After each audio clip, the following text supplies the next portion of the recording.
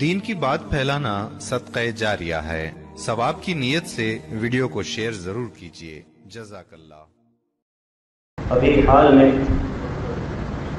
کشمیر میں ایک جو اندوہناک، کربناک اور دردناک حادثہ ایک دہشت گردانہ حملے کی شکل میں پیش آیا، اس طرح کا کوئی دہشت گردی کا واقعہ دنیا میں کہیں پر بھی پیش آتا ہے اور کوئی شخص اگرچہ اسے جہاد کا نام دے، لیکن آپ کے ذہنوں میں یہ واضح ہونا چاہیے کہ اس طرح کی دہشت گردی یہ ہرگز جہاد نہیں ہے، بلکہ یہ فساد ہے، اور فساد فی الارض کرنے والوں کو، دہشت گردی کرنے والوں کو قرآن مجید سزا تجویز فرماتا ہے۔ یہ چند آیتوں کے حوالے سے میں آپ کے سامنے رکھتا ہوں۔ سورہ مائدہ ہے، آیت نمبر 32 ہے۔ اللہ رب العزت ارشاد فرماتا ہے، من قتل نفسا بغیر نفس او فساد فی الارض فکأنما قتل الناس جميعا، کہ جس نے ظلم اور زیادتی کرتے ہوئے کسی ایک انسان کو ہی قتل کر دیا بغیر کسی وجہ کے، بلا سبب،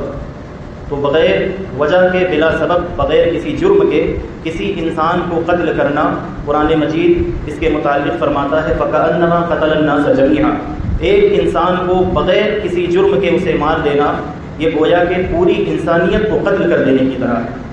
اور اتنا بڑا جرم ہے قرآن کی نگاہ میں، گویا کہ اس نے پوری انسانیت کا قتل کیا۔ وَمَنْ أَحْيَاهَا فَكَأَنَّمَا أَحْيَا النَّاسَ جَمِيعًا، اور اگر کسی نے کسی انسان کی، ایک آدمی کی، ایک شخص کی اگر کسی نے جان بچائی تو گویا کہ ایک انسان کو بچانا وہ پوری انسانیت کو بچانے کی طرح ہے۔ تو قرآن مجید نے دونوں چیزیں واضح کر دی کہ ظلماً اگر کسی کو مارا جاتا ہے تو گویا کہ پوری انسانیت کو قتل کیا جا رہا ہے۔ اب اگر کوئی اس طرح کی دہشت گردی کرتا ہے تو قرآن مجید ان کے لیے کیا سزا تجویز فرماتا ہے؟ اللہ رب العزت نے ارشاد فرمایا، اس سے اگلی آیت ہے، آیت نمبر 33 سورہ مائدہ،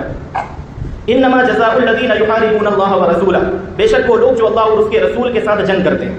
وَيَسْعُونَ فِي الْأَرْضِ فَسَادًا، اور زمین میں فساد پھیلاتے ہیں، جیسے کہ کشمیر میں حملہ کر کے نہتے لوگوں کو، مظلوم لوگوں کو، ان پر حملہ کر کے انہیں تقریباً 26 لوگوں کو موت کے گھاٹ اتار دیا گیا، اور بغیر کسی جرم کے، بغیر کسی سزا کے بیچارے وہ گرمیوں میں اپنی چھٹیاں شاید بتانے کے لیے وہاں اچھا موسم اور ٹھنڈا موسم کی وجہ سے اس کا انجوائے کرنے کے لیے گئے ہوں گے، لیکن انہیں موت کا گھاٹ اتار دیا گیا۔ تو اس طرح جو لوگ فساد فی الارض کرتے ہیں،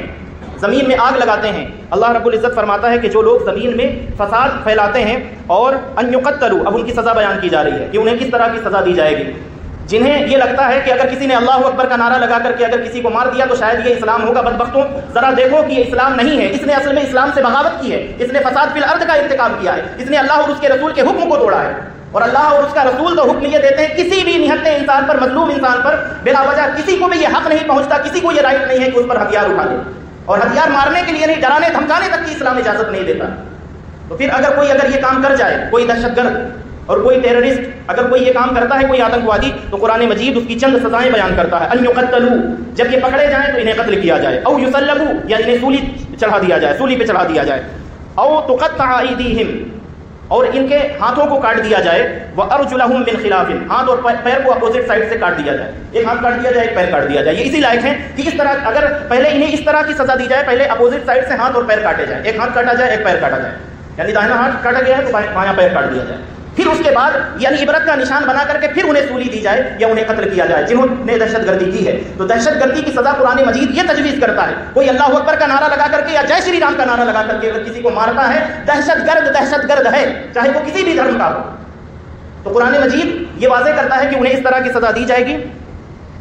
کہ ان کے ہاتھ اور پیر کو اپوزٹ سائڈ سے کاٹا جائے گا، سولی دی جائے گی، قتل کیا جائے گا۔ ذَلِكَ لَهُمْ خِزْيٌ فِي الدُّنْيَا، یہ دنیا میں ان کے لیے عذاب ہے، دنیا کی یہ سزا ہے۔ رہی بات آخرت کی، وَلَهُمْ فِي الْآخِرَةِ عَذَابٌ عَظِيمٌ، آخرت کا عذاب تو اس سے زیادہ شدید ہے۔ جنہوں نے 26 لوگوں کو مارا ہے، اور یہ 26 لوگ جو تعداد آئی ہے، یہ بہت سے وہاں کے لوکل جو مسلمان ہیں انہوں نے اگر ہمت نہ دکھائی ہوتی تو یہ تعداد اور زیادہ ہو سکتی تھی، یعنی انہوں نے بچایا ہے لوگوں کو۔ کہ قرآن مجید یہ واضح کر رہا ہے کہ قرآن مجید اس کی مذمت کرتا ہے، بلکہ اللہ کے رسول صلی اللہ تعالیٰ علیہ وسلم جو ہیں تو رحمت للعالمین، لیکن رحمت للعالمین صلی اللہ تعالیٰ علیہ وسلم کا کردار دیکھیں۔ صحیح بخاری کی ایک روایت ہے، میں خلاصے کے طور پر یہ حدیث پاک آپ کے سامنے پیش کر رہا ہوں، 4192 نمبر، حضرت سیدنا انس رضی اللہ تعالیٰ عنہ روایت کرتے ہیں، ایک قبیلہ ہے عرینہ، وہاں کے کچھ لوگ آئے، انہوں نے اسلام قبول کیا حضور پاک علیہ الصلوۃ والسلام کے ہاتھ پر۔ پھر وہ گاؤں دیہات کے لوگ ہوں گے، تو جب یہاں پر آئے تو جیسے ہم کسی جگہ پر جاتے ہیں تو پانی اور ہوا چینج ہوتی ہے تو کچھ بیماری ہو جاتی ہے یا کوئی سردی بخار اس طرح کا، تو انہیں بھی کوئی تکلیف ہوئی تو اللہ کے پیارے حبیب علیہ الصلوۃ والسلام نے فرمایا کہ مال غنیمت میں جو اونٹ آتے تھے تو وہ آبادی سے دور ایک چراگاہ بنی ہوئی تھی. حضور نے فرمایا کہ ایسا کرو، تمہیں یہاں کی ہوا اچھی نہیں لگ رہی ہے اور یہاں کی آب و ہوا تمہیں سوٹ نہیں کر رہی ہے، راس نہیں آ رہی ہے، تو وہاں چلے جاؤ اور وہاں جا کر کے اپنے کچھ دن گزارو تو وہاں ٹھیک ہو جاؤ گے. حضور پاک علیہ السلام نے باہر جو آؤٹ میں مدینہ منورہ کے آؤٹ سائڈ میں کوئی چراگاہ تھی وہاں انہیں ٹھہرنے کا حکم دیا. اور پھر جب وہاں پر جانور تھے تو اونٹ وغیرہ، تو ان کی نگرانی کے لیے کچھ چرواہے بھی تھے تو جو ان کی نگرانی کرتے تھے، دیکھ بھال کرتے تھے، انہیں کھانا دینا، پانی دینا اور اس طرح کے کام ان کا خیال رکھنا. تو یہ لوگ کچھ دن تک وہاں رہے، لیکن جب ٹھیک ہو گئے تو ٹھیک ہو جانے کے بعد پھر یہ کچھ اونٹ چوری کر کے، مختلف روایتیں ہیں، جب یہ یعنی اسلام سے پھر گئے، پہلے اسلام لائے اور پھر اسلام سے پھر گئے یعنی مرتد ہو گئے. اور مرتد ہو جانے کے بعد پھر کیا جرم آگے کیا کہ انہوں نے ان اونٹوں میں سے جو ان کے ہاتھ آیا ہتھیا کر کے اسے چلنے لگے. تو جو ڈیوٹی پر تھے صحابہ کرام یا جن چرواہوں کو اللہ کے حبیب پاک علیہ السلام نے رکھا ہوا تھا ان کی نگرانی کے لیے، جب انہوں نے دیکھا کہ یہ کام یہ کرنے لگے ہیں تو انہوں نے روکنا چاہا کہ ایسا مت کرو. تو جن لوگوں نے روکنا چاہا اور مزاحمت کی تو ان ظالموں نے انہیں قتل کر دیا اور بھاگ گئے اونٹ وغیرہ لے کر کے. جب حضور پاک علیہ السلام تک یہ خبر پہنچی تو حضور پاک علیہ السلام نے باقاعدہ صحابہ کرام کی ایک ٹیم بنا کر کے انہیں گرفتار کر کے لانے کا حکم دیا. انہیں گرفتار کر کے لایا گیا. پھر حضور پاک علیہ السلام نے قرآن مجید کی جو آیت میں نے آپ کے سامنے پیش کی ہے، جس میں ان کو سزا کا حکم اللہ رب العزت نے قتل کرنا، سولی پہ چڑھانا، تو حضور پاک علیہ السلام کی بارگاہ میں لائے گئے تو اللہ کے پیارے حبیب علیہ السلام نے انہیں سزا اس طرح سے دی کہ سلاخیں گرم کر کے پہلے ان کی آنکھوں کو پھوڑا گیا، ان کے ہاتھ اور پیر کاٹے گئے اور انہیں حضور پاک علیہ السلام نے ہاتھ پیر کاٹ کر کے ادھمرا کر کے چھوڑ کر کے، چونکہ انہوں نے جرم بہت بڑا کیا تھا، جرم کا ارتکاب ایسا کیا تھا، فساد فی الارض کیا تھا، چوری بھی کی تھی، ان پر اللہ کے رسول نے احسان کیا، لیکن اس کا بدلہ انہوں نے اس طرح سے دیا کہ صحابہ اکرام کو یا جو چرواہے تھے انہیں قتل کیا، مال کو لوٹ کر کے لے گئے، اسلام لائے تھے تو مرتد ہو گئے. یہ تمام جرم جب ہو گیا تو انہیں حضور پاک علیہ السلام نے سزا یہ دی کہ سلاخیں گرم کر کے ان کے آنکھوں میں ڈالا گیا تاکہ ان کی بینائی چلی جائے، ان کے ہاتھ اور پیر کو کاٹ کر کے جو تپتی ہوئی دھوپ ہے اس میں چھوڑ دیا گیا یہاں تک کہ یہ مر جائیں.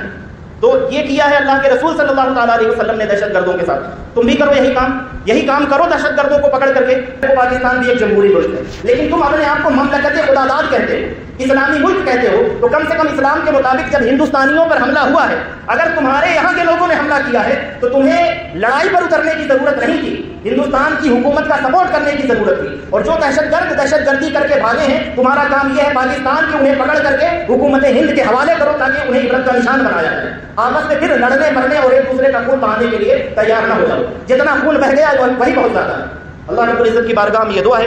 کہ ان بیوقوف حکمرانوں کو اللہ تعالیٰ اپنے سلیم عطا فرمائے اور اپنے پیارے حبیب علیہ السلام کے صدقے و خیر ہمارے ملک میں امن اور امان کو قائم فرمائے. آمین یا رب العالمین بجاہ سید المرسلین وما توفیق الا باللہ وآخر دعوانا الحمدللہ رب العالمین. ویڈیو دیکھنے کا شکریہ. اگر آپ چینل پر نئے ہیں تو سبسکرائب کر لیں اور ساتھ ہی ساتھ بیل آئیکن پر بھی کلک کر دیں تاکہ یوٹیوب ہماری ہر ویڈیو کا نوٹیفیکیشن سب سے پہلے آپ کو بھیج دے. جزاک اللہ.